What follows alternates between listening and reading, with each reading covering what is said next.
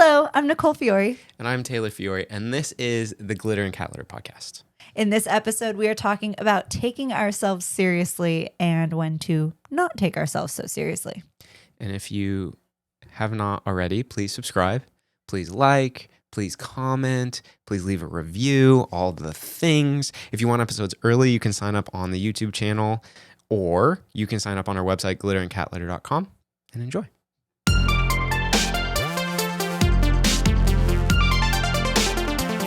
Glitter and Cat Litter.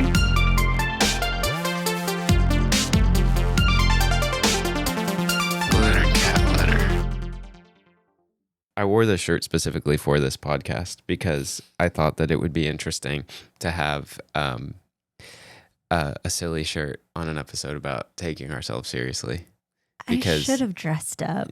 Well, I am so dressed up right now. I don't even know how to explain to you. I am, for all you audio listeners, I am in a full-blown tuxedo, just sitting here, just absolute fire. Now, for all of you watching, I'm in a tie-dye t-shirt that has Dunkin' Donuts in the background, and it's, what is it, Jason and Michael Myers drinking Dunkin' Donuts in front of a Dunkin' Donuts. My only regret with this shirt is that I forgot that tie-dye shrinks shirts, and I bought a small, and so it's tight. Real tight. I like it. I hope that I look ripped in this. I don't. You did look ripped when you were making my coffee. I went like this because I was pretending to squeeze your bicep. So I have to like hold a coffee. Well, this is all bad angles. I don't know. It is all bad angles. I don't know. Bad angles only. Yeah, I don't know.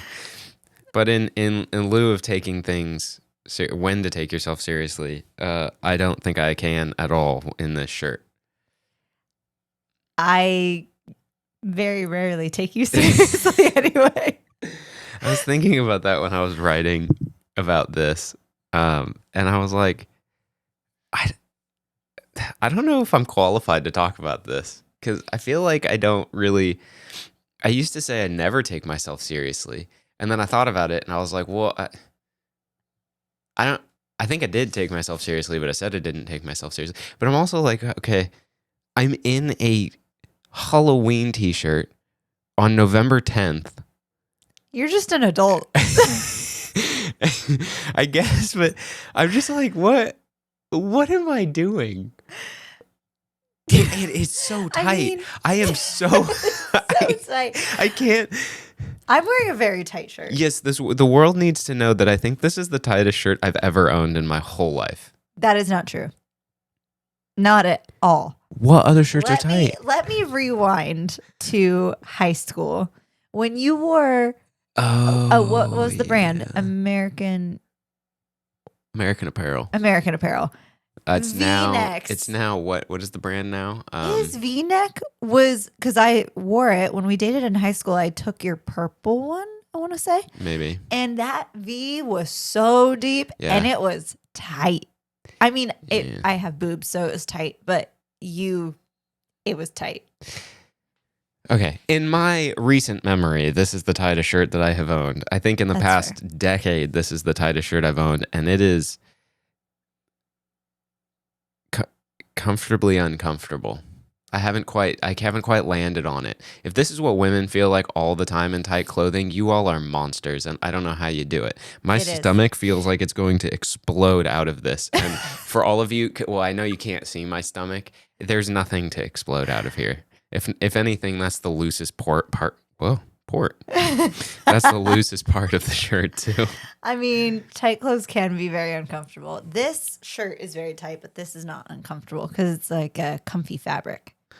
I mean, this shirt is one of the softest shirts I own too. So. When it's like comfy fabric, like yoga pants, workout pants, like comfy stuff, it's comfy that it's tight, but it can be an awkward feeling still if you're, oh my gosh, what is the word? Self-conscious. Self-conscious, thank you, about like the shape of your body and like what is coming out of, like I was wearing workout pants the other day and I was sitting in a way that like there was just like stuff coming out of my pants. What do you mean stuff coming out of your pants? Like You just skin and rolls? Yeah. You got some rolls coming out? Yeah, not poop or anything. Well, I wasn't I knew where your going- mind was. That's not where my mind went. But I was more concerned that like your guts were coming out. No. I don't have a hernia or anything that I know of. You just got so real so fast. Well, okay, when I was thinking about this topic, I was like, I feel like most of our arguments in life, me and you, are because one of us is taking things very seriously and the other one's like, whatever. And that's when we actually argue. Okay. So my recent memory of arguments is like the last week. There's been 2, and I don't. Who was being serious? Oh my gosh, which one am I forgetting now? He asked me the other day, he was like, what did I get mad at you about 2 days ago? And I was like, I don't know. And he was like, we have not had an argument in like 3 weeks. And that was the one thing that we were arguing about. And I was like, I don't know. And I completely blocked it out, apparently. What one am I forgetting now? I don't know which one. Because I remember that one now. Okay. Oh gosh, now we're going to get into an argument. I was like talking about yesterday. Well, I guess that wasn't an argument. That was a discussion. That was a conversation. But okay, so a conversation and that an was angry an conversation. You were mad at me because I was not thinking, which fair. To be fair, who was taking it seriously and who wasn't? Me taking it serious. You were very serious, but like you just come at me with facts that yes, I need to hear them, but I'm not in a space to hear them, and then I just want to play all the time. So I just like. Do you remember when we first started dating? How serious I was? How serious like I took myself? Yeah, but also me too. Yeah, but you were like, why? Like, yes, but you questioned why I took myself so seriously. Because I was like wearing heels every day. I was selling real estate. I was like, I am such an adult and I am so serious about all of this. And you were like, okay, why? Like, you're 21 years old. Calm down. I feel like your recollection of me at 21 is so much more put together than my recollection of me at 21. You have not been put together until 30. I just still not even remotely put together. No, I'm put together now. I'm just alive. I'm just here.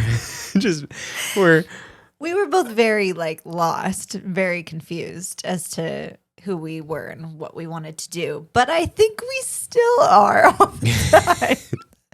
Just less so. Joke's on all of you. We don't know what we're doing. No one knows what they're doing.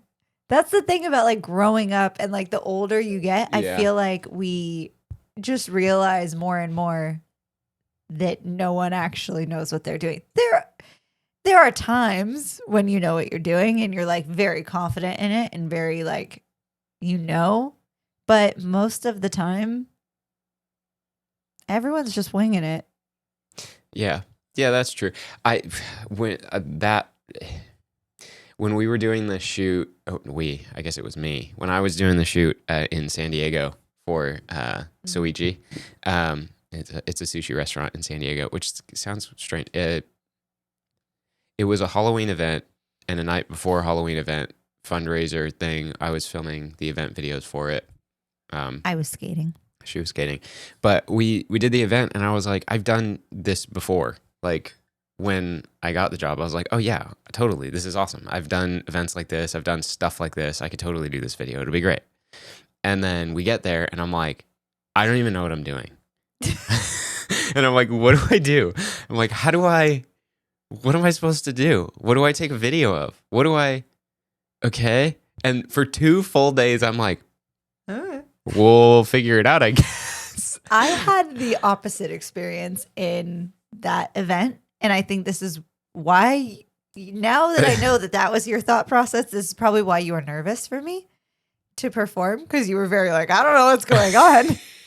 Well, then, yeah. But sure. like so that same event, I performed with 2 of my friends and 2 of my friends / students who I love dearly. But I hadn't performed in a while, like a live event performance. And I was not nervous at all. I like didn't even cross my mind to be nervous. And I don't know if it was just because I felt very confident in the choreography or if I am just suddenly that confident in live performances. But Taylor after was like, I got very nervous for you. And I was like more nervous, excited for the other girls that were performing with me. But I had no worry at all. And I was like too confident. And I was not, I guess, taking myself seriously because I knew exactly what I was doing. But I don't know. I don't. Weird. That was weird for me because I hardly get nervous unless like specifically I'm performing. I get nervous like, when you're performing. But that's like the only time I get that feeling. Like not when I'm filming, not when I go on stage for anything else. Yeah. Not when I like talk in front of people or anything. Like that it's not the same feeling. But then like you guys went out to perform and for some reason, right as you guys went to start, it just like hit me. And I was like, why am I nervous? I'm like, I'm literally just filming this. But I think part of it for me was if I mess up the one thing that I'm supposed to be really good at, what am I doing here? Well, I mean, it's the same. If I mess up at skating and I'm there to skate. No. If I mess up filming you, while I didn't even use your footage. You did it, but I did. And I'm sitting here looking, like, in hindsight, I'm looking at it and I'm like, this is not my best work of filming Nicole. But it wasn't meant to be my best work of filming you. And I went into it intentionally thinking that. I was like, I'm going to get what I get. The point is not to get, like, stunning footage of you and then mediocre footage of everything else. And then I was also like, there's 3 of you. Where normally it's the one of you and there were so many people and things around that I had to try and avoid, but you also had like the moments of the choreography were so small that I only had so much time to get vertical and wide video at like as it's all unfolding around tables and people and stuff and like there was a lot of stuff. People are usually pretty good about not being in my way. Yeah. But then also I'm in their way to watch the performance. And that's like the weirdest part about doing event photography or videography. Well, photography at an event, I think, honestly, is easier. Yeah. Because you just kind of like walk by and you're like, bah, bah, bah, and you're done. But like video. I said, yeah, but I actually don't know that I agree with that. I think in the moment it's easier. And then post is harder because you have like 1,000 photos you have to go through and then you have to like please people by like softening their faces so they don't look bad and whatever. Yeah. But then, but for the video, I mean, I'm just, if somebody doesn't like the way they look, I'm like, yo, you should have looked in the mirror before you showed up because. That's the amazing and terrible thing about video that I don't think a lot of people realize is like you can probably touch stuff up a lot in video 100%. Now. No, you can. Absolutely, you can. But it is so much work to do it. If I was to do it for any of that footage for 1 second of time, that would be 24 frames of them moving and their face. And I have to do that after I've already fixed like the color and everything else. And then I have to track your face. So whatever you move, however you move, and then I have to adjust all of the things to soften your face or whatever to make you look, quote unquote, look better. And then it's like, I'm like, look, I hardly even have enough time to turn this video around so that it's not irrelevant to when the event was. That like, that's going to take me like 4 hours just to soften one face. And then imagine there being 25 people that are like, yup. Or like 4 people in that one scene. I mean, now with like AI and stuff, I don't know what exactly is possible, but that used to be one of my favorite things is that photo is like fairly easy to touch up. There's a lot of apps you can use. There's a lot of stuff. I've never touched up my photos. Maybe if a photographer, if someone else took it and edited, maybe they did. But I've never actually touched anything up. But video, I loved the aspect that it was true. Like what you see is what it is. Yes, but no. Also, well, one, I am way, way, way, way too lazy of a photo editor to touch up anyone. If I'm taking your photo, It's going I to be promise you it's you. I'm not like if you have like a real bad zit or something, I can help. Oh, But if yeah. it's I can't say I've never touched up photos because Corey and I sat and, well, Corey mainly edited all the bug bites out of my legs yeah, that one well, photo shoot. but that yeah, there's not like I will never. I'm not the guy that's gonna go in and like super deep edit a Yeah. photo. Like if I took it, it's gonna come out real close. Like I'll color it and things like that, but I'm not gonna like change your face. Like I'm not interested in that. I spent like a few weeks using a camera. I can't remember which one it was now. I've used a lot of cameras that I decided I didn't want. But it was one of the cameras. And I was like, oh my gosh, I look stunning. Oh yeah, yeah. I in remember. this footage. And then Taylor's like, Nicole, you have the beauty filter on. And I was like, oh. And I turned it off and I was like, oh. So depressing. You don't even look bad. It just was such a drastic change. It I was was. like, oh my God, my skin has never looked better. And then I was like, oh, no wonder it's fake. That's fake. Well, but I will say though with video and anybody that is watching this or anybody that can relate to this, mostly with you and your height, is everyone thinks you're so tall, and it's just because of the angle that looks striking when we film with you. Yeah. Which it doesn't need to be a secret. Anybody that films with any camera, if you have expensive equipment, it's a 16 to 35 millimeter lens, and I think I can't tell you exactly how I shoot her because I'm constantly zooming in and out, but I pretty much go the length of the 16 to 35. So if you know anything about photography, you have a camera that can do 16 to 35. I'm doing that. I have the image stabilization on, which is an important detail for anybody because it's now not truly 16 to 35. I don't know what the math is. Because it crops it a little bit. It crops it in. Which honestly, just like, you might as well. Yeah. I do so much handheld. I don't even bother with like using a stabilizer. I brought the stabilizer to that event. Was this a tech talk with Taylor now? God. It is interesting though, because that's been something that we posted about that a lot of people have talked about is my height because it's like, it bothers me so much when people are like, oh, get the high angle so that like you don't have a double chin or something.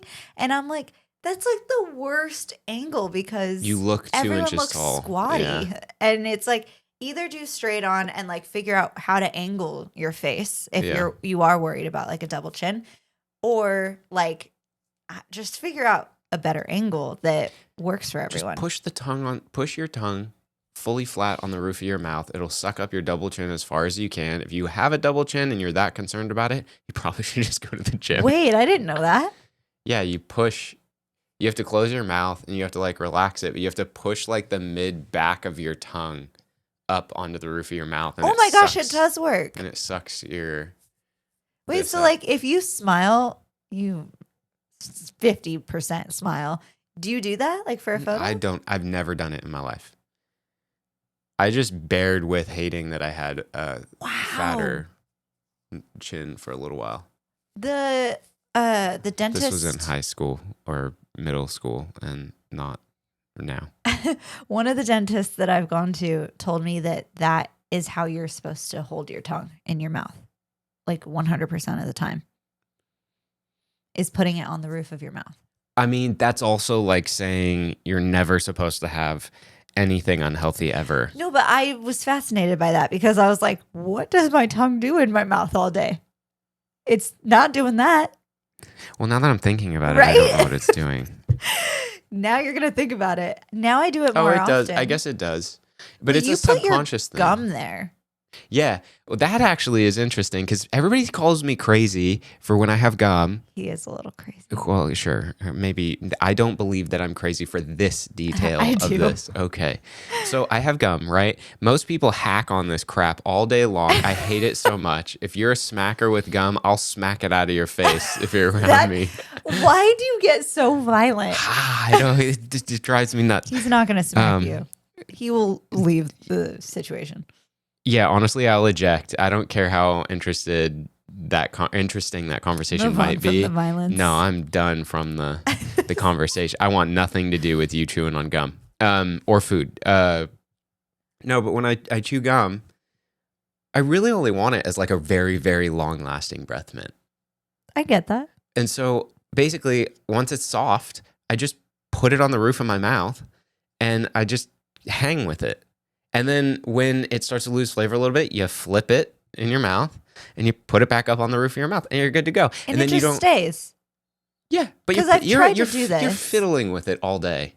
Okay. Like it's just constant like ADD curbing just by you. If anyone else does this, please let us know It's like because fidgety.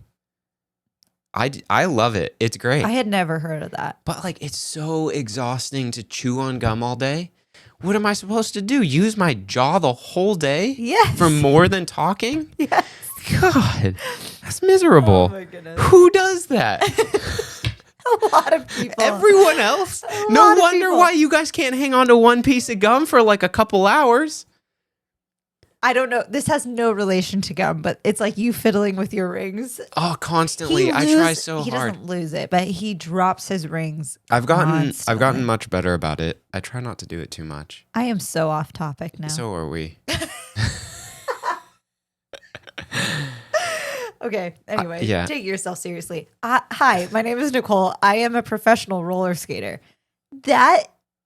When people ask me, what do you do for a living? And I say, I teach roller skating. That's always like my first answer. Mm-hmm. And everyone's like, what? That alone just says like, I don't take life too seriously to me.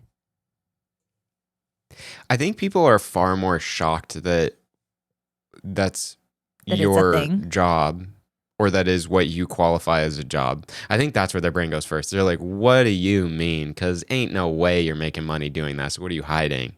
Right? That is probably accurate. But then I also think like, I think that you are giving too much space for that. Yeah. Like, I don't think people care. What is the better way to say it then? No. I'm not saying you say it wrong. I'm saying you thinking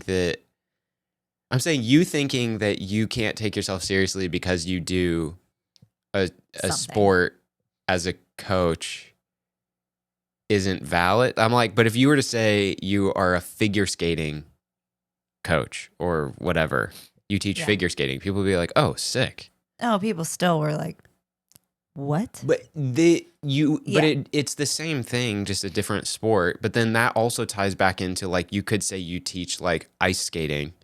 Yeah. And then they would be like, oh, for like hockey or for like what? Right? Which would be I weird was as you thinking for about hockey. that actually recently because I've been watching more hockey. Yeah. And I was like, man, these hockey players would actually benefit a lot from a lot of the stuff that I teach. Well, sure. But they also don't need that They necessarily. would be better because I know who the good player is exactly by like their cross pulls and how they're skating and how quickly they're doing transitions. And it's like the cleanest ones, those are the best players. Well, I'm manifesting that you're going to be an auxiliary coach for the Ducks here pretty quick, and then we can just always go to the games. That'd be cool. I agree. I'd be so down. I was going to say me too, but I don't know what the me too You is. can join. No, I don't need to be involved. I'll film it. Okay. Yeah, you. I'll be emotional support. You got this. Whenever, I don't know if we've talked about this, but whenever anyone says anything, I'm a very visual person. Like I see it in my mind. And so when you just said like that I would be a coach for the Ducks and then you're involved too, I literally just saw me on the side coaching someone and then you like going, yeah. That's the perfect. But if we're in a hockey rink, let's paint this picture a little better, because I'm gonna be in like 37 layers, and I'm gonna have like a hat and a hood and like a big giant puffy bomber jacket, and I'm still gonna be cold with my hands in my pockets. I'm gonna go like this. Yeah. That's gonna be me. I think that a lot of the times when you're like taking something very seriously and you're mad at me that I'm like either like I look like I'm not paying attention, it's because I'm seeing so much in my mind. Like that's why whenever you say something inappropriate, I'm like, oh, because I see it. It's kind of a problem. You do realize that that's only going to make every time I say something. Well, I mean, it does. You know this. You say it like I didn't know that. And I just responded like I didn't know that. Maybe See, you're manifesting it. No, I didn't forget.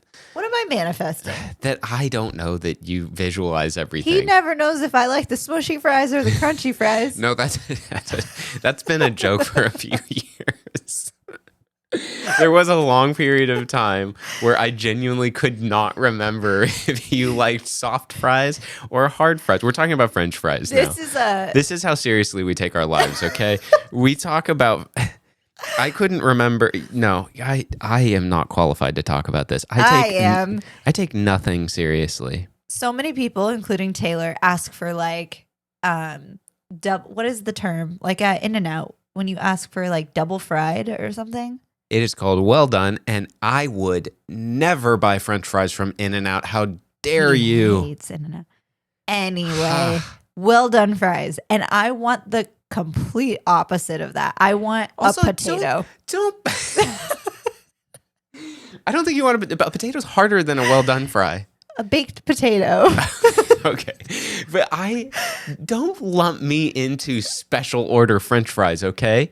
You would love if they were well done because you like the crunchy ones and I like the smushy ones. I like the questionableness of the French fry until I eat it.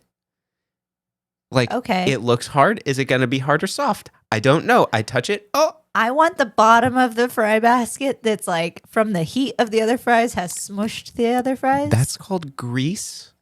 No. It's clogging the arteries. My cholesterol was high. If we want to talk about blood work, I almost passed out when I did it, so that was cool. Not cool, actually. Not cool at all. I don't do well with that whole situation. Got our results back. Your boy is normal across the board. I was terrified I was going to be bad on everything. You didn't have any red? Not a single one. I had one red. I had one that said C note, and then there was no note. So. I had another that said C note, but I had a red, and I haven't gotten a call from the doctor, but it was some type of cholesterol that says it's hereditary. And I was like, great. Fantastic. Mine said, you're good. I haven't had French fries in a long time, though. That is the biggest lie. It was like a week. When? What week are we in? I didn't have French fries. Did we have them at the base? No, that was a football game. You had them at the Ducks game last week. Oh. Yeah, because I was going to buy popcorn, but the popcorn was like $70. I did have French fries. And then the French fries were $7. Those were good French fries. They're good French fries. The bottom ones are real greasy. And smushy. Yeah, well, but I stopped eating. Smushy. I didn't have many. You had a lot. I had the whole box. We were supposed to... oh, wow. No one said that? Okay, I intended to eat the whole thing until I realized how big the whole thing was. And then I was like, cool, she wants some. We're going to split them. And then she ate 3 and I ate like 28. Whatever. It was worth it. They were good. I love... Okay, I'm going back to the topic because the way you just said that reminded me of something. I love when even in like tough situations, very real situations, serious situations, people are playful and excited and like joyful, childlike. Like I'm drawn to the people that have a sense of that in everything that they do, that are like childlike is the word that comes to mind a lot. That there's like a sense of wonder and like excitement. And I love that feeling that I get from people like that. And I love when I have that feeling of like being happy and excited. Like this morning, for example, you were like, why are you so awake and so crazy right now? Because I don't know what came over me, but I was very like happy. She skipped her alarm. She woke up with her alarm, immediately turned it off. Yes. My alarm goes off, but I'm awake before my alarm. And I'm just trying to exist. I'm not exhausted, but I just whatever. I felt fine. She finally gets out of bed, like 10 minutes later, and then pops over to my side of the bed and goes like, hey, you need to cuddle with me because you didn't at all last night. I'm like, false, because I literally got up, went to the bathroom, came back, and cuddled with you. And you were like, no, but I was unconscious. You were all, no, you didn't, because it wasn't before I went to sleep. And I was like, okay, I felt fine. so unloved before I went to sleep. Because I rolled over. Well, first of all, I was trying to fall asleep and I was failing. And What were we watching? 13 we were watching going on 13 going on 30. You can't fall asleep with that movie. But you were on your phone. And No, then I wasn't. You were, I was watching the movie. and then you were watching the movie. And I realized that he was still awake because usually he falls asleep with his head propped up and his glasses on. And then his eyes are just slightly closed. And I was like, oh, he's awake. Can you cuddle with me? And you said, no, you're lava. And I said, oh. And I turned over and I tried to go to sleep and I succeeded. Yeah. Nicole, and you did not cuddle me. Nicole is an absolute oven. I was freezing. I was so cold. That doesn't change. That if I was to touch you, it's like clammy and hot. Because I'm cold and hot at the same time. I don't know how it works, but I couldn't. I needed love. It would stress and you me out didn't if I love me. That does not quantify the love. That just quantifies whether or not I can go to sleep as well. Did you? Not by cuddling with you. Did you take your glasses off and go to sleep? I fully did. Away from We me? were good. On your own island? And Like in beds are too big. This... Our bed is like a queen. It is not big. Nicole. Taylor and I spent years sleeping on a twin, and that was perfect because he didn't have an option. He had to cuddle with me. Yeah, that was fun, I guess. Do you remember our trip to Mexico with your family? Like our first or second, I think it was our first trip, and your mom walked in to wake us up, and I was like on top of you, and we're like, in bed, family vacation, fully clothed, and I am like on top of him. And she woke us up, and I have never seen her look so confused. She was like, do you guys seriously sleep like that? Like, I don't understand this. And I was like, yeah, this bed is way too big. Yeah, that was a weird one. That was, I think, a king. And we both were like, what do we do? Yeah, there was too much room. So much space. Every hotel stay we've had for the past... all of our trips recently, the hotel stays have been 2 queen beds. What are we supposed to do with that? And we look at each other, we're like, we're not, are you sleeping in one bed and I'm sleeping in that? You're like, no. And so we should try that. No, I would feel so uncomfortable. I don't want that. Where were you going with this story? I have no idea. No idea. Okay. Oh, childlike. Fun. So you're saying you're fun and I'm not? I think that you're fun. No, I'm just saying I need that in my life. Like, and I'm realizing that more and more, that when people are so serious and like take themselves so seriously all the time, it's like you gotta let go a little bit here and there. I don't relate to those people that much because I don't know that I can actually take myself that serious. There's a big difference between focus and serious. Like the next few days like a gray. It's kind of like that's an amorphous area. But yes, go on to your next few days. Like I have an example from the past, but the next few days I have to be very focused and take tomorrow out of the equation. The next week I have to be very focused and like very I have to concentrate a lot. And I know myself, and that's going to take a lot of work from me because I like to get ideas and run off and avoid the actual thing that I need to work on. Yeah. But that is separate from being very serious, I think. I think they both kind of go hand in hand because if you are not serious and you need to be focused, it kind of doesn't work. But if you're serious and you're not focused, then also it doesn't work. So you kind of have to. I think. Yeah. When I wrote notes that we have not followed, I guess actually we kind of have. But, I followed mine. I don't know about you. Yeah. Well, okay. I don't take you seriously, so I don't believe you. No, I don't even remember what was I gonna say. Oh God, that totally derailed me. What were we talking about? Focus. Oh, professionalism. Yeah. I wrote a lot about, because when I think about taking yourself seriously, pretty much most of the time I don't. It's whatever, you know. I mean, I care a lot about a lot of stuff, but I don't really take a lot of stuff like so serious. Like nothing really ruins my day.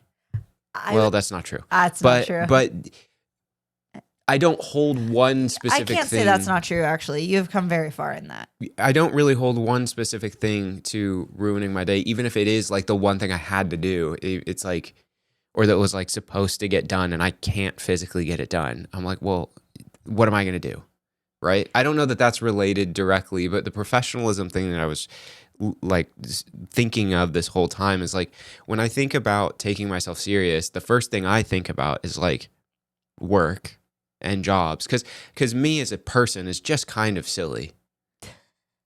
Not necessarily my being, but like me around people, it's just silly. I make honestly jokes that don't land 90% of the time, I feel like. And it's like most people don't get it, or it was like I had to explain the joke, and that was the point, was that the joke was so bad that I had to explain it. Like that was my humor that I was trying to convey. The 10% that does land is something that I said very quietly, and then he says out loud. Hold, please. Let me it's not 90% of my joke then, because if you get 10%, I got to have like 5 or 10%. Okay, then I would say 80% of your jokes don't land. Yeah, but I don't know that. Well, that's probably incorrect. Maybe on most people, but I think they're hilarious. Well, you know, I just think to a lot of the time that we're around like Garrett or them, and I'll say something and it is dumb. The point is how dumb it is, and that's what's supposed to be funny. And most of them don't want to give the laugh anyway. So like they don't. That is where my jokes land that you say out loud, because I just mumble them to him. Well, yes. So on purpose. But I feel like that's jokes for a lot of people. Like most of the time, the person that actually had the joke isn't the one that was willing to say it loud enough for the whole group. Because it's usually extremely inappropriate. Oh. And I'm like, that's a good group to say it in front of, but I'm not gonna be that person. But you have been that person, and 100%. Then I reiterate it to the other half of the group, and then it becomes the group was involved. Well, because my right side, let's say, for example, at dinner a few weeks ago, you're on my left, my right side is Dylan, and Dylan goes, Nicole, and I'm like, well, I'm not going to say that loud, and then you say it, and everyone's like, oh my gosh, Taylor, and I'm like. But also where I think a lot of people forget to with a joke is the timing. The timing is everything. My timing's not great. Your timing is instant, which is mostly great. But you also need to look around and see who's listening or who's done. I don't have time for that. To then say the joke. Because by the time you've said the joke that was instant, the one person caught it and it was perfect timing for them. But the rest of the group wasn't ready for it. So I just go, yeah, here we go. But I don't want the credit for it. I want you to get the credit for it. And most of the time I still give you the credit. I don't want it. Because like there's been we don't need to keep going with that. But the professionalism thing with like work, that's such a weird one too, because like I still don't even think I take myself that seriously when I go to a job or when I go to do something. There's like a moment of seriousness, but I immediately follow it with something that's just not serious. It's such a weird thing to think about, because like I keep going back to real estate, and like if you didn't know this, I sell real estate, and I've sold real estate for many years now. A lot of 10 years at least. But I think back to like when I was selling a lot. And my thing was like, that's a very serious thing in life. Like, that's a lot of money, like possibly the most money you're ever going to spend on something. It's where you're going to live, it's where you're going to build your family. Like, it's very important and it is very serious.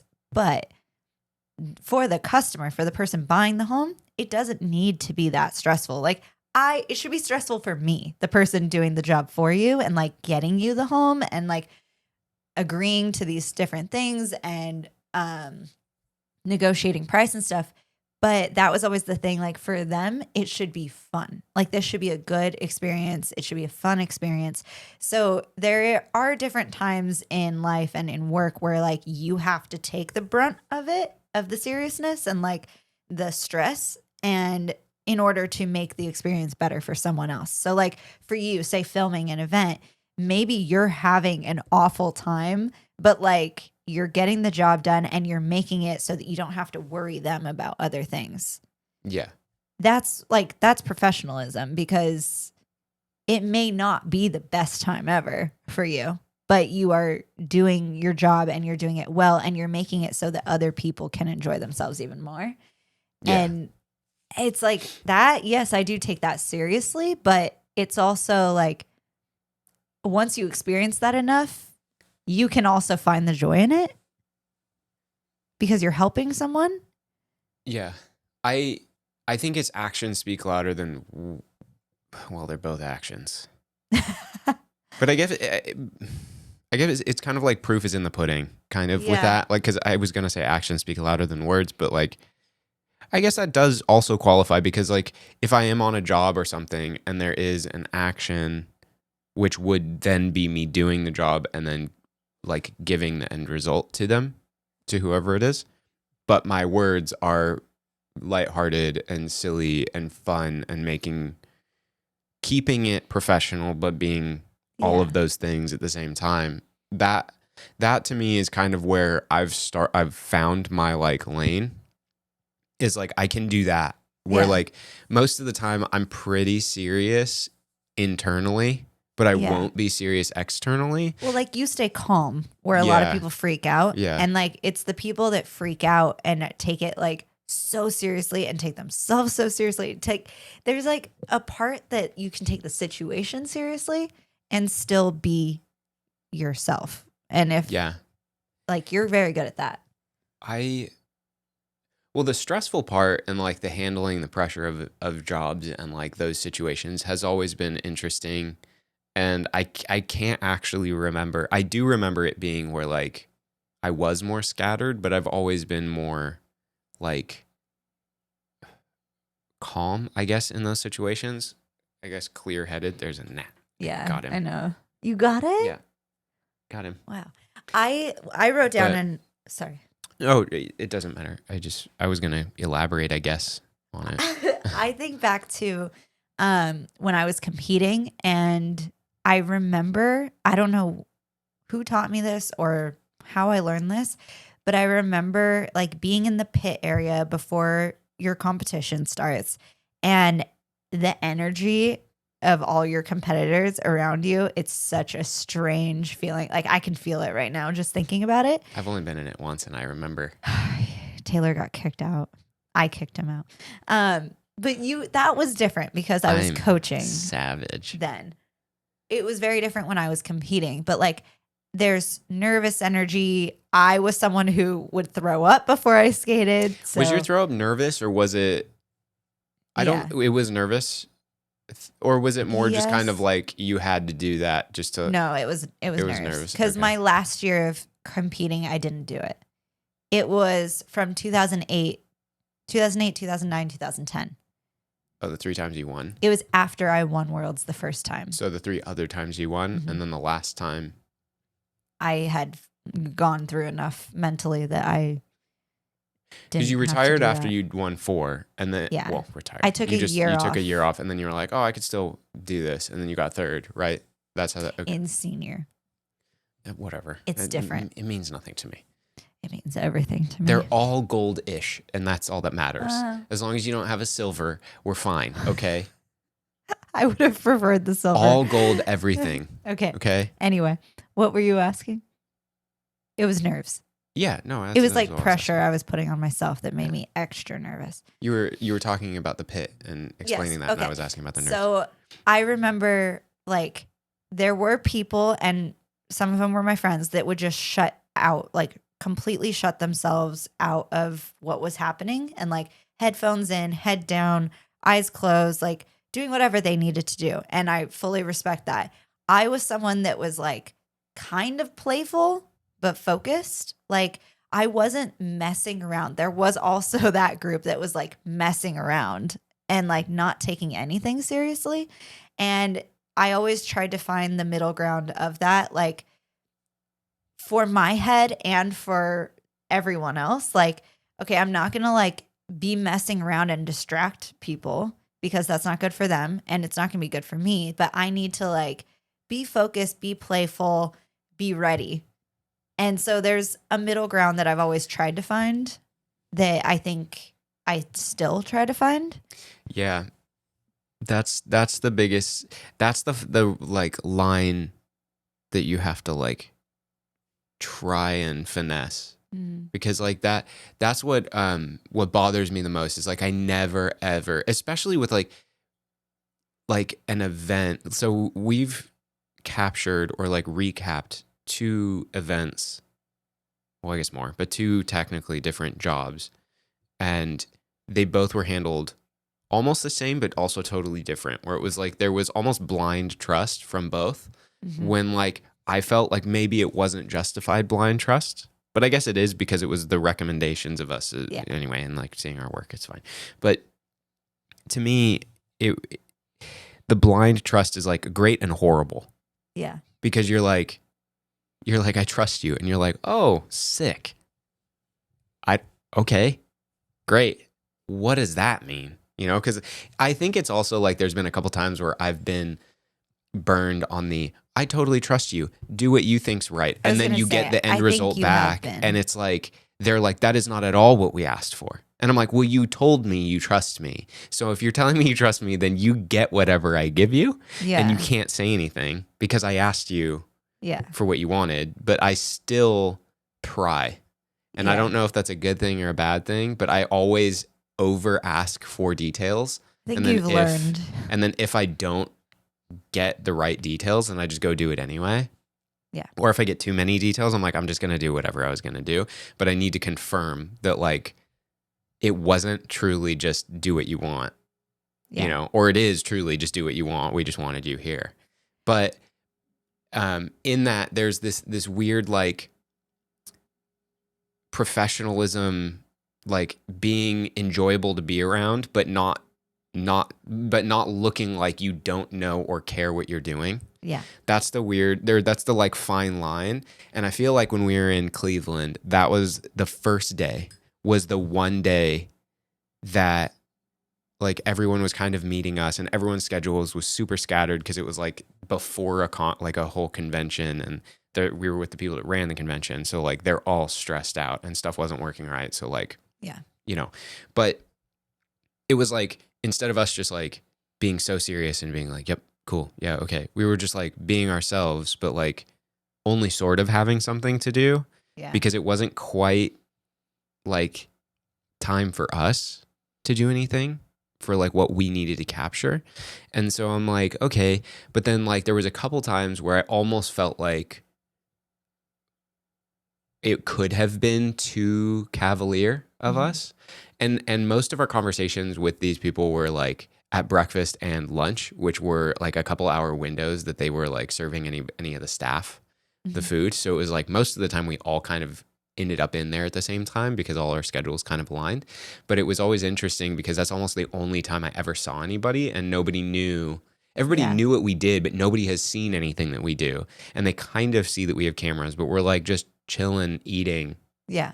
And so everybody's kind of like, what are you guys doing? Well, like, have you noticed that it's always the first day of something that like we're filming together that I do a ton of work, because I feel like you are trying to figure that out. And I'm like the second shooter. I'm like the helper. So I'm like, okay, while he does that, just in case, like, I think my mind subconsciously is like, okay, just in case he's like talking too much and like hanging out too much, I'm going to do a ton of work just in case.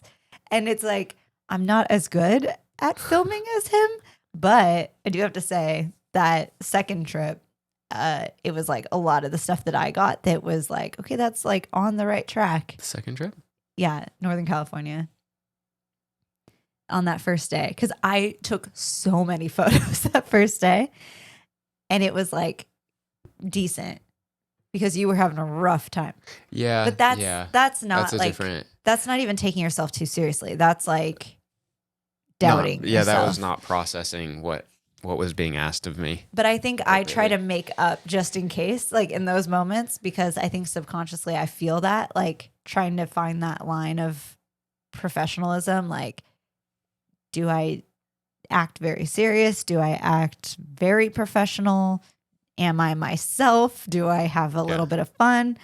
And so I just kind of like go into the background and I try to take care of business just in case. Yeah, I appreciate that. I also hate it because in post, I have to stare through 1,000 video clips of like God knows what. But you know what? I'm improving. I do have to say that I just did an edit for a project and I got the project back and it was like 4 days and it was like, I'm not exaggerating, like 2,000 video clips a day. Yeah. And that wasn't for me. That was mind numbing, like going through it. But what was almost more frustrating is it makes me really grateful actually. I'm not upset about it, but I was just like, wow, I am surrounded by way better creators than I thought I was surrounded by. Like I know everybody that I'm surrounded by is like great. It's a good reminder though. But this was like, oh, no. I'm surrounded by a totally different level of creatives. Like even the bad shots that they're getting are still quite quality shots, like including myself. Like, yeah. And I'm like, oh, okay. Because I'm looking through some of this video and I'm like, dude, this clip is like 2.5 minutes and there's 2 seconds usable because the shot that was perfect was as they were leaving. Yeah. And they didn't see it. They saw a different thing, but the shot that like actually makes this special and makes this enticing and engaging is as you left. And I'm like, I have like a second of time to use and then it's in slow motion, thankfully, so then I can slow it down and actually use it. But I'm like, that's like such a beautiful thing though at the same time. I can say that is part of what I've always known is a selling point to me as like an editor. It's like I can watch the footage and be like, I can make that work. Yeah. Which I know a lot of people would just be like, nope, this is the crappy footage you gave me, so it's going to suck. Sucks to suck. And I'm like, no. The footage may not be the star of this, but we can make this happen. I mean, obviously I can't make gold out of something that's absolute trash, but like but I can try. I can do something and make it engaging enough to where like that's not going to be the like detriment of the project. But that was like a reminder of like the quality where like you or me or anybody that we're surrounded with is like, you say that you suck or that you're not good or not as good as me, but like it's just different. Yeah. Also, like you film so much vlog stuff, which is totally not the same style as like what I see or I do, which I feel like I don't even feel like I do cinematic really, but that you do more cinematic. That being really technical about it, it's kind of just the lens you're using and the way you color it and the way you light it. It's like cinematic is so much more about how you set up what you're about to take a video of versus what you're taking a video of. So that's my problem on the last few jobs that we've done together is like you wait for the moment and you like make sure you're in the perfect spot. And my brain is like, get it right now before it's gone. Like I have to get the moment right now. And then like, if I can set myself up, great. But that's the difference. And it drives me insane because I like see a moment and he's the one in front with the camera. And I'm like, get it now. And you're like, no, it's not right. Like you're not positioned correctly. The lighting's not correct. And you're like, no. And I'm like, oh my gosh. It was perfect. What's very interesting to hear is that I do that because I don't think I do that at all. And because what's more interesting is if we talk about Garrett, Yeah. Garrett is the like exaggerated version of me on that. Yeah. Garrett will wait it out. Like just gonna Yeah. wait. He will, or if it looks like it's gonna take too long, he'll go find another one that's the same idea. It got his brain going, and he'll go take it. And that is like, I'm always like, how? I think I'm like, you're the worst. I don't like it because it's so good. Time. Right. But then you, on the exact opposite, Yeah. you're like, just go get it. And I'm over here thinking I do the just go get it, but I do more of that than I do. And I think it's because I've learned also that I don't need or want 1,000 of this. And if I'm going to get the one thing, I want the one thing. I don't want 7 of them. I want one of them exactly how I need it, because why bother getting it 7 times and it's just going to be storage. It's so interesting though, because like I want the moment like that the photographer or videographer is not going to get. But then that's what makes you different. Yeah. But it's also frustrating to you if you're going to edit it and I have 2,000 clips and you're like, I have 50. Well, it depends on what the video would need to be anyway. But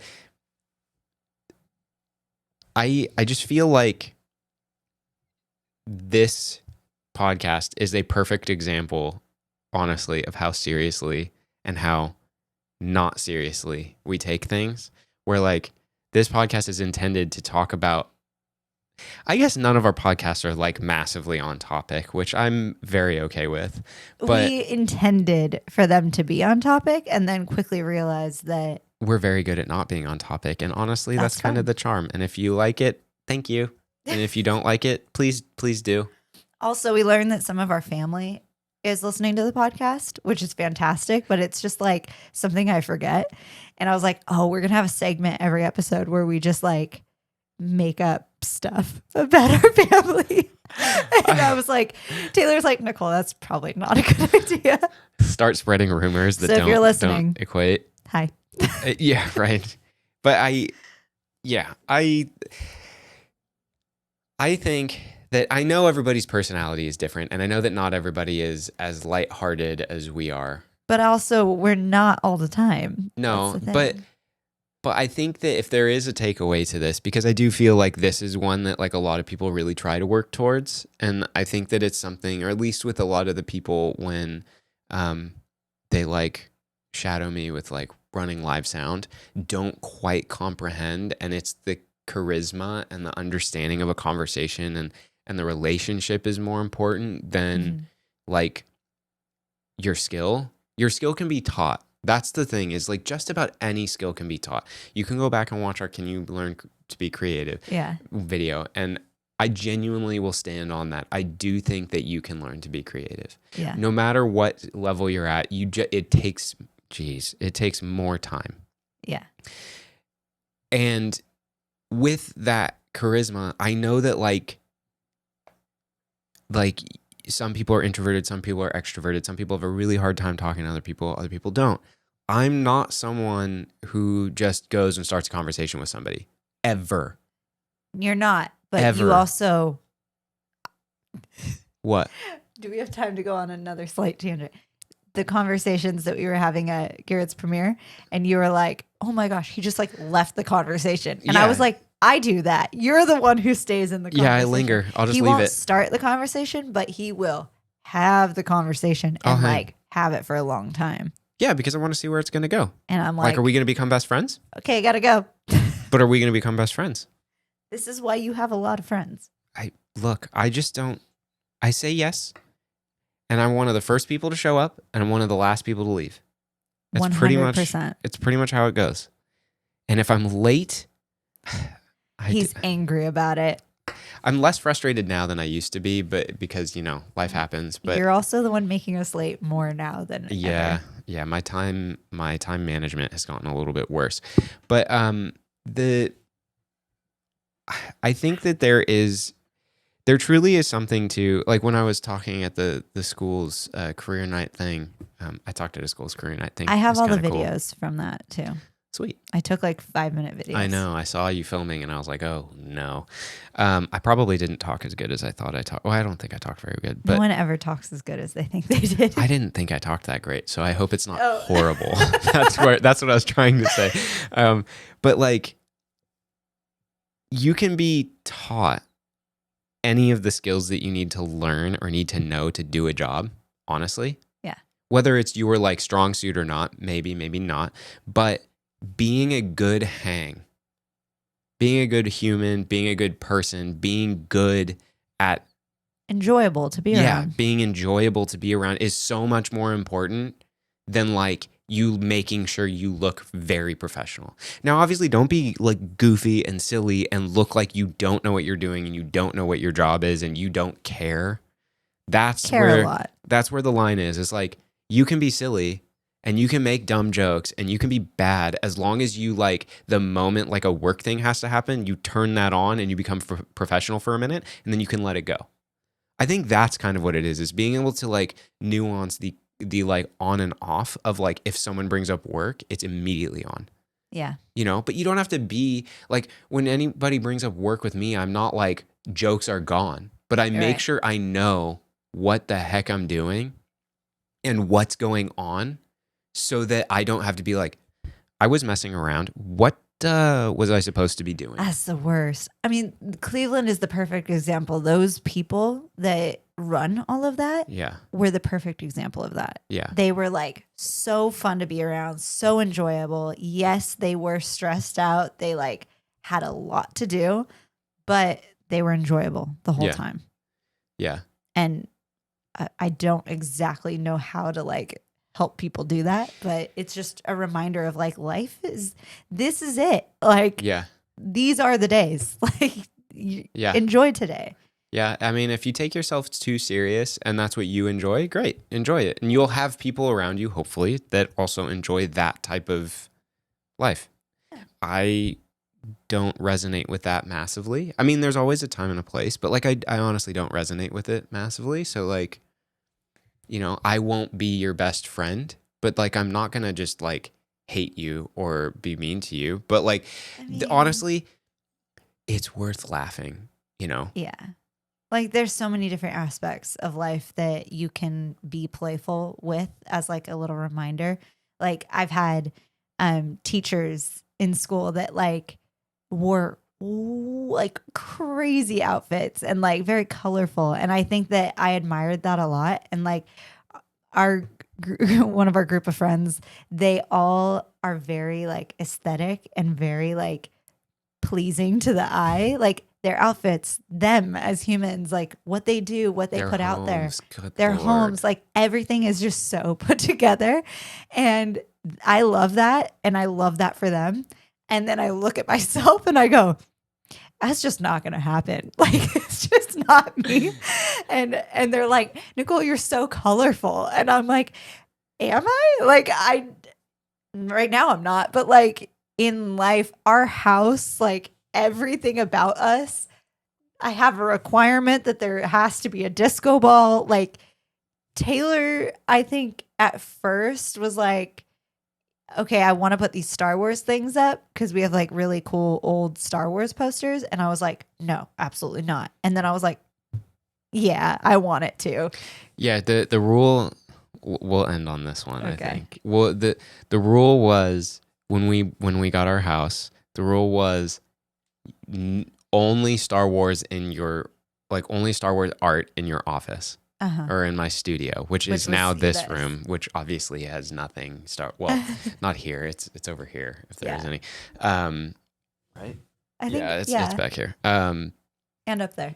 Okay, but so it was only Star Wars in like one room, and like that was it. And then literally we move in. And we look at like, because the walls are bare, and we're not people that are going to leave the walls bare. Well, we did for a while, and it was horrible. Not really. We just didn't have big enough art to fill all of it. I look at photos and it looks so bad. I know. It's great now.